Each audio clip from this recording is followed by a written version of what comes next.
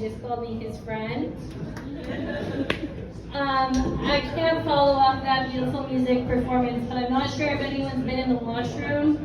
In the washroom, someone literally got a label maker and said, push it real good. Have you guys seen that? Who brought a label maker here? Why did that happen? I know you're probably wondering why I'm on stage telling this horse. Tried to think of a good excuse. And that excuse I came up with was that I was singing along with the orchestra. I didn't want to say no to tonight though because Eric is an amazing photographer and everyone keeps getting these beautiful pictures. So he's like, I know I sound like garbage and I'm gonna get everyone here sick, but I'm still gonna come. I recently started a new job. Has anyone here ever been to St. Laurent Mall before? I highly suggest going because all of you will feel beautiful. You feel like the hottest you have ever felt in your entire life. It is amazing. Anyways, on my walk from the LRT station to the job that I work at, there's a calendar store that is going under. I think it's because they have a weak business model. I'm really hoping when they close it becomes a Sunday shop so that it stays in the family. I'm so proud of that. I work at a clothing store. It's one of those clothing stores that if you put any of your clothes in the dryer, they'll immediately just turn to dust. Anyway, I got hired there because I bought so many clothes that the manager joked and said, you can start working here. And I said, I'll start Monday. And now my friend is privileged.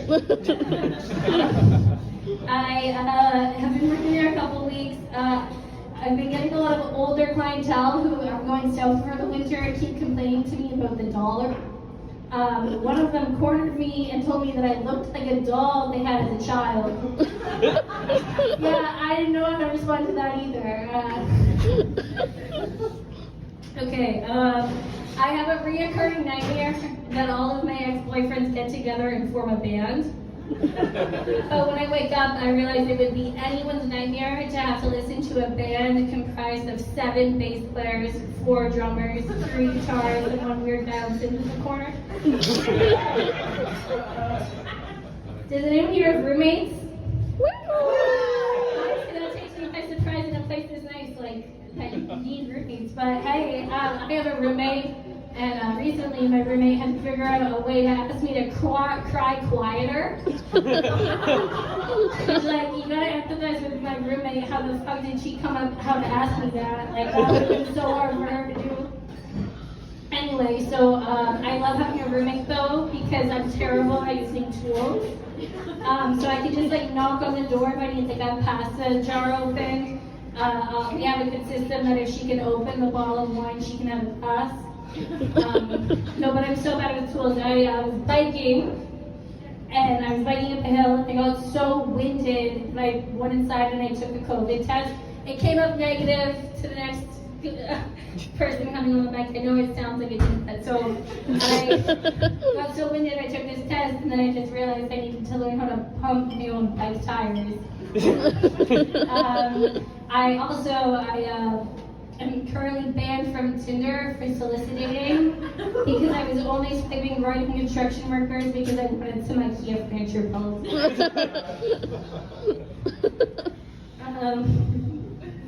I love having a roommate because sometimes we get around and it seems like comedians just talk about our kinks, and we do. So I talked to my roommate about my kinks and my ex's kink, and my ex's kink was that he really thinks gender roles, you know, like he got really hot if I like made him dinner or did his laundry. And then my roommate had to break it to me that I was dating a misogynist. I was talking about what my kink is, and I was like, you know, I really like when like mutual masturbation like turns into sex. So I just like foreplay. Like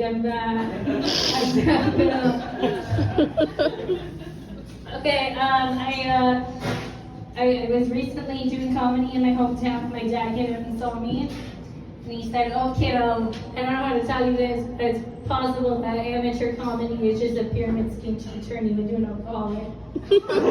And he's not wrong, because the more I do comedy, the higher my tolerance to alcohol has got. Like, yeah. But my family does love me. My family loves me so much that they took me on a trip to Orlando, Florida. Anyone ever been?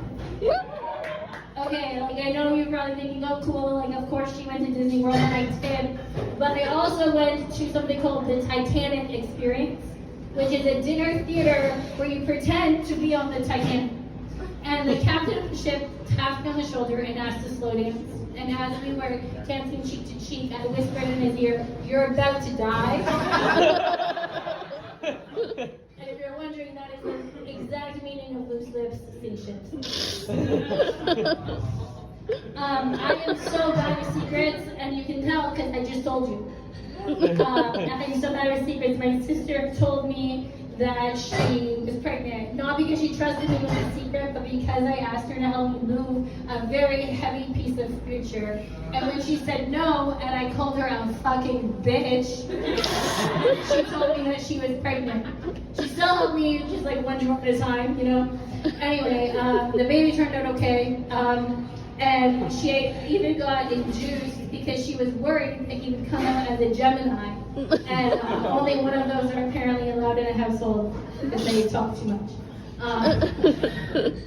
I love this little guy, but I'm a little embarrassed to be around him because we were FaceTiming a couple months ago and he saw me get dumped. Like we were on FaceTime and I got a text saying like, this isn't gonna work. So he knows, my nephew knows, I can no longer keep a man up. Yeah, when I got dumped, the guy called me the B word, you know, basic. And I know I'm basic. Like, I'm basic enough to get onto The Bachelor, but I am too quirky, funny, and fat to get past episode 2. Unless I get, like, LASIK or hair extensions. I love reality TV. I started subscribing to a show called Discovery Plus, just to watch 90 Day Fiancé. 90 Day Fiancé is amazing. I love it. I think I love it because I find great comfort in foreign people fighting because my sister's very so Colombian. When I caught up on 90 Day Fiancé, I was recommended a show called I Love a Mama's Boy. But if you want to watch I Love a Daddy's Girl, you're going to have to subscribe to my OnlyFans.